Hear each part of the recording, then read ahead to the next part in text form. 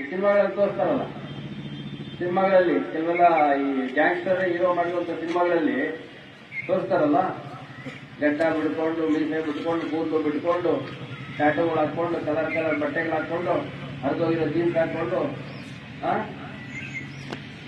ಇಷ್ಟು ಜನ ಇದಾರಲ್ಲ, ನಮ್ಮನೆ ಮಕ್ಕಳಿದಾರಲ್ಲ, ಎಲ್ಲ ಸಾಧಾರಣವಾಗಿ ಒಂದು ಸ್ಕೂಲ್ ಹೊರಗಡೆನೋ, ಒಂದು ಕಾಲೇಜ್ ಹೊರಗಡೆನೋ, ಒಂದು ಮಾಡೋದು ಕಾಣುತ್ತಲ್ಲ, ತಂದೆ ತಾಯಿ ಗುರು ಹಿರಿಯರು ಎಲ್ಲರ ಬಗ್ಗೆ ಭಕ್ತಿ ಇರೋಂಥವ್ರು ಹೆಂಗಿರ್ತಾರೆ, ಇವ್ರು ನೋಡಿದ್ರೆ ಹೇಳ್ತೀವಿ ಭಯ ಆಗುತ್ತೆ. ಯಾಕೆ ಬೇಕು ಅಂತ ಇವ್ರು ಯಾವಾಗಾದ್ರೂ ಎಲ್ಲಿಸ್ಲಿ ಬಿಡಿ, ನೋಡಿದ್ರೆ ಭಯ ಆಗುತ್ತೆ. ಯಾಕೆ ಬೇಕು ಸತತ ಆಗ್ಬಾರ್ದು. ಯಾರ್ಯಾರ ಮೇಲೆ ಎಕ್ಸ್ಪೆರಿಮೆಂಟ್ ಮಾಡಬೇಕು ಮಾಡಿ, ಯಾರ್ಯಾರ ಮೇಲೆ ಗುಂಡ ಆಕ್ಟ್ ಮಾಡಬೇಕು ಮಾಡಿ, ಎಲ್ಲ ಅಡ್ಡಾಗಳು ಮಾಡ್ಕೊಂಡಿದ್ದಾರೆ, ಅದೆಲ್ಲ ಕರೆಕ್ಟಾಗಿ ವಾಚ್ ಮಾಡಬೇಕು. Law and Order Sub Inspectors of each police station, they will be held responsible. Inspectors will be held responsible.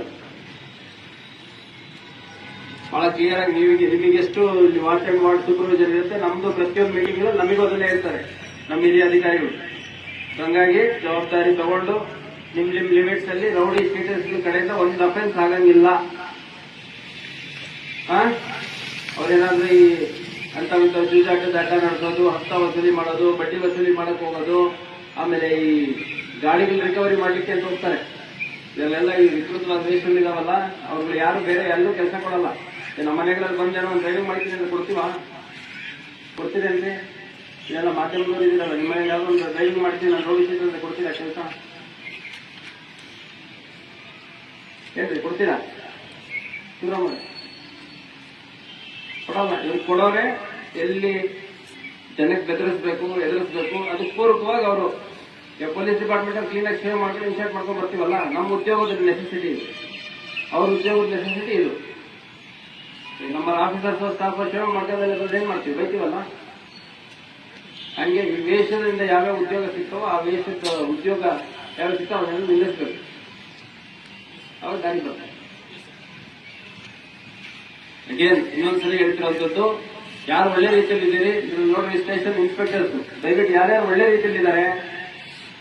ಬಹಳಷ್ಟು ಜನ ಇದರಿಂದ ಹೆಂಡತಿ ಮಕ್ಕಳು ತಂದೆ ತಾಯಿ ಅಂತಂದು ಏನೋ ಅವ್ರ ಗುರು ಕಸುಬೋ ಮಾಡ್ಕೊಂಡು ಅಚ್ಚುಕಟ್ಟಾಗಿರುವಂತ ಇದಾರೆ, ಇಲ್ಲ ಅಂತಲ್ಲ. ಅಂತವ್ರು ಯಾರಿದ್ದಾರೆ ಅದೆಲ್ಲ ಕ್ಲೋಸ್ ಮಾಡಿ. 1700 ರೋಡಿ ಶೀಟ್ ಮೇಂಟೈನ್ ಮಾಡಕ್ ನಮಗೂ ಆಗಲ್ಲ. ಒಂದು 300-400 ಕ್ಲೋಸ್ ಮಾಡ್ಬೋದು ಈಸಿಯಾಗಿ. ಯಾರಿದ್ದಾರೆ ಜೆನ್ಯೂನ್ ಕೇಸಸ್ ಐಡೆಂಟಿಫೈ ಮಾಡಿ ಕ್ಲೋಸ್ ಮಾಡಕ್ ಪ್ರಪೋಸಲ್ ಕಳಿಸಿ. ನೀವು ಕಳಿಸಿದ ತಕ್ಷಣ ಕ್ಲೋಸ್ ಆಗಲ್ಲ, ACP ಸ್ಕ್ರೂಟ್ನಿ ಮಾಡ್ತಾರೆ, DCP ಸ್ಕ್ರೂಟ್ನಿ ಮಾಡ್ತಾರೆ, ನನ್ನಂತ ಫಸ್ಟ್ ಕ್ಲೋಸ್ ಆಗೋದು. ಹಂಗಾಗಿ ಅಂತವ್ರು ಯಾರಾದ್ರೂ ಕಳಿಸಿ, ಪಾಪ ಅವ್ರಿಗೂ ಒಳ್ಳೆ ರೀತಿಯಲ್ಲಿ ಬರ್ತಕ್ಕೆ ಅವಕಾಶ ಮಾಡ್ಕೊಡ್ಬೇಕು. ಅಟ್ ದಿ ಸೇಮ್ ಟೈಮ್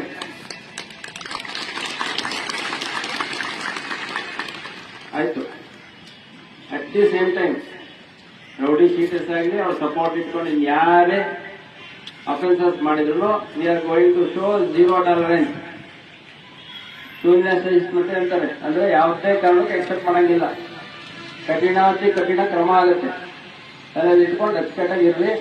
ನಾನು ಬಿಟ್ಟಿದ್ದೀನಿ, ನಾನೇನು ಕೇಸಲ್ಲಿಲ್ಲ, 16 ಇಲ್ಲ, 17 ಇಲ್ಲ, 5 ವರ್ಷದಿಂದ ಇಲ್ಲ.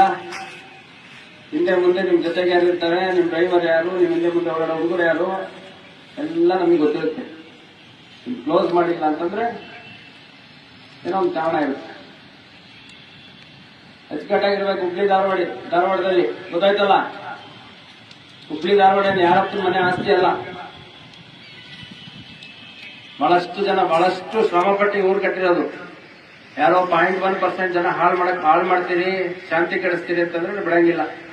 ಅದ್ರ ಬಗ್ಗೆ ಭಯ ಭಕ್ತಿ ಇಟ್ಕೊಂಡು ಅಚ್ಚುಕಟ್ಟಾಗಿ ಇಟ್ಕೊಂಡು ಹೋಗಿ.